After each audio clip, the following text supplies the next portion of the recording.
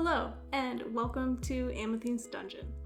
In today's video, I'm talking about safety tools and etiquette and why they are so important to your tabletop RPG game. Let's get into it.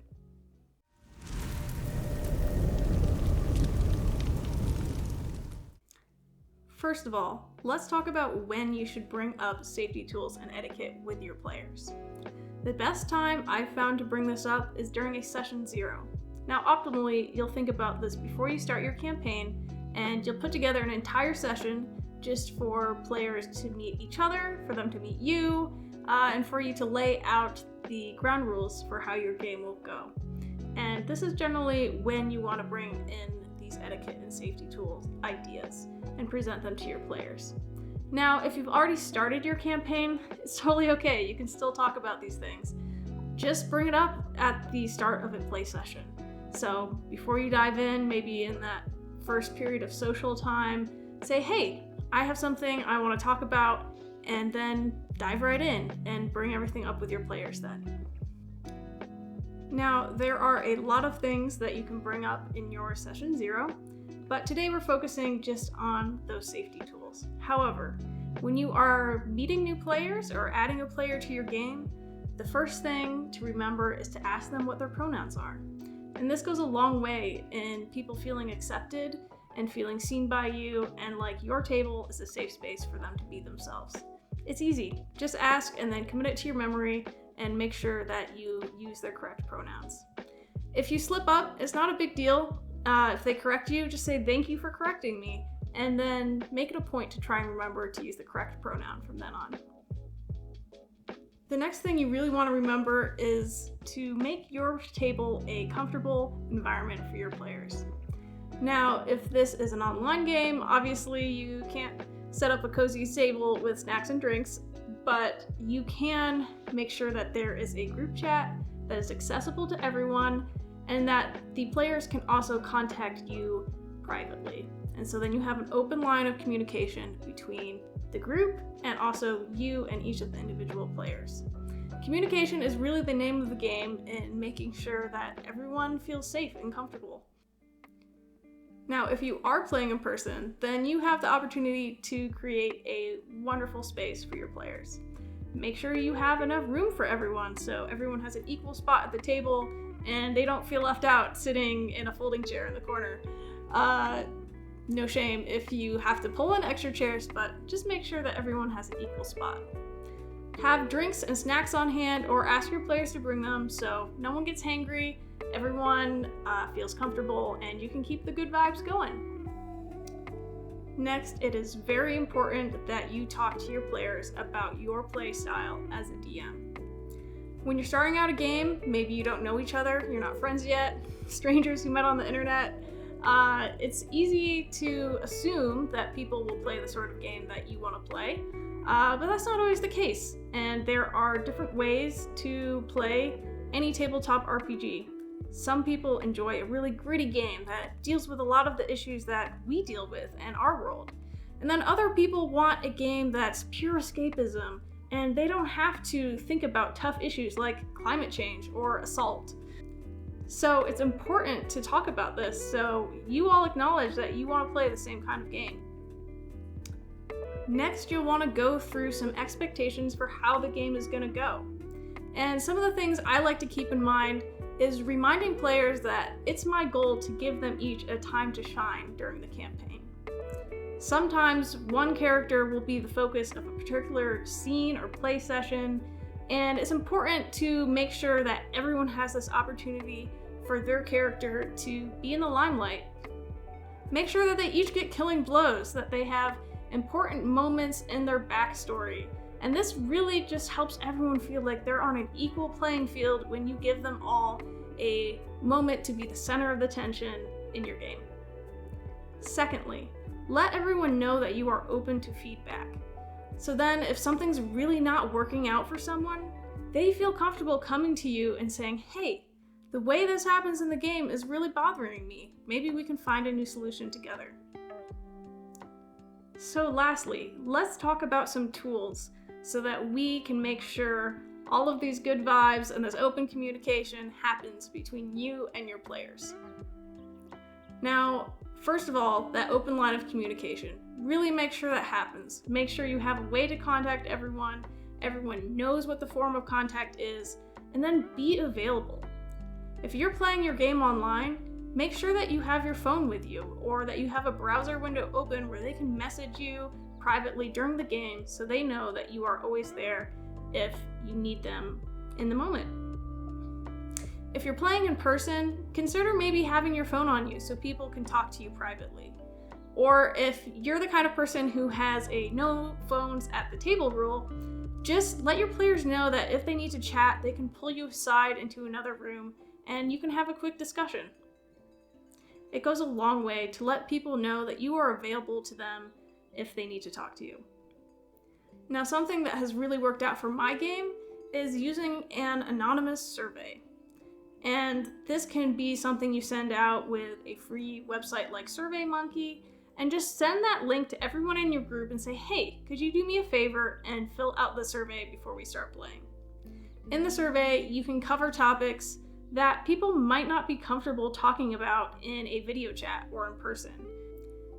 Now, a few of the things that I put in my survey that I sent out to my players at the start of our campaign included a text box to write in anything that they don't want included in the game. This could be things that they find triggering, that they're just generally uncomfortable with, and they don't want to have to deal with when they're sitting at your D&D table. Secondly, I asked a question on what level of sexual content are they comfortable with. Obviously, if you are playing with minors, you don't want to include sexual content, but if you're playing with other adults, then just see what they're comfortable with. Sometimes this makes people very uncomfortable and they would rather not have it included, and that's perfectly okay. You just need to know that so you can avoid it. Other people enjoy a more spicy game, and that's also totally valid and can be super fun. Again, you just want to know so you're prepared. Lastly, I asked what level of violence they were comfortable with. Some people want a super low combat game with not a lot of descriptions on things that are really gory. Other people are totally fine with a R or X-rated game. So again, it's just helpful to know, and these are things that people just might not be so comfortable sharing in that session 0, and this is the perfect avenue to let them tell you without having to announce their feelings to the whole group. Obviously, you can come up with your own questions and ideas for the survey, but I will put links to the surveys that I have made for my group in case you would like to replicate them and use a similar thing for your group. And I do continue to use that anonymous survey as we play through the campaign. So a couple sessions in, I sent a follow-up survey, and this included questions like, hey, do you feel okay with how long we're playing? Would you like the sessions to be longer or shorter? And also, do you feel included? Do you feel like your character gets that time to shine in the spotlight? If not, what are some things that I could do to help you feel more included? And I included a multiple choice of different ideas I had on how I could include people's characters a little bit more. And then if anyone responded yes, I just make a mental note, hey, I need to make sure that everyone's being included, and then these are some of the things they felt that I could do. This is also a great time to check in on your players with if you are inadvertently railroading them. So in that follow-up survey, I put in a question, hey, do you feel like you have enough choice? Or do you feel like you're on a train track headed towards one destination only? And some players like a lot of guidance, and then others want to play in a little bit more of a sandbox type world. And that's totally just up to you and your players on how you like to play, but it's important to make sure that you are all on the same page and no one feels like they are just being forced into decisions. And then lastly, you can check in, hey, has anything come up that has made you feel uncomfortable? And also, do you have any general feedback for the game? This is a great way to hear from your players without them having to call you out on anything or make things uncomfortable during your session. In addition to the anonymous survey, you could also use an RPG consent list. And I've seen a few versions of these floating around the internet, and I will link one below if you want to download it. But basically, this is just a checklist of different difficult topics that could come up in your game, and you can hand this out to your players and they can check off which things they are okay with and then which things they aren't okay with. And the pro of using this versus a text box in a survey is that sometimes people won't think about something until they see it in front of them, and they'll say, oh, actually, I would rather not have us deal with bees or what have you. And they wouldn't have thought of I don't want bees in the game until they saw bees on a list of potential monsters. So that RPG consent list can really get people thinking about things that they might not have thought about before. So it's another great option in making sure that your table is a safe, comfy space. Lastly, you might have heard people around the internet talking about the X card system.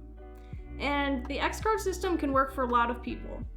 Basically, what this means is that each player has a little card with an X on it, and then if they begin to feel uncomfortable during your play session, they can raise up that card to their camera, or if you're at a table, they can just hold it up, and then the DM knows to change course. Either a fade to black or start reworking the scene so you can get away from anything that might be causing a player to be uncomfortable.